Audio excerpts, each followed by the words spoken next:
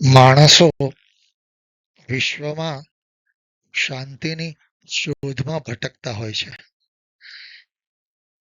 આજની મારી રચના છે શાંતિની શોધ. છે બહાર અંધારું, હોય અંતરમાં ઉજાસ, સાધુ અનુભવે છે જીવન. હોય બહાર ચકાચૌંધ, છે અંદર ડિબાંગ રાત. માનવી જીવે છે મધુવન. પ્રથમ હોય છે સૌ માનવી, વાલીઓ કે વાલ્મીકી પછી થાય છે. રહેવાનું આશ્રમમાં કે ઘરમાં, પળોની પળોજણ પતાવવાની માનવીએ જ.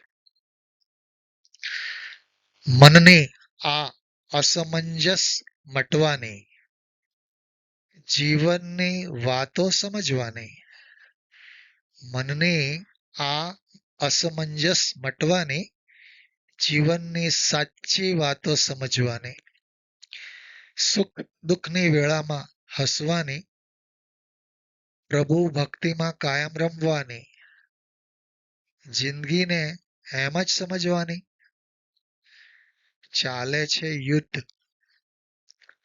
માણસ ઝંખે છે શાંતિ. ફેલાયેલી છે ચોફેર અશાંતિ.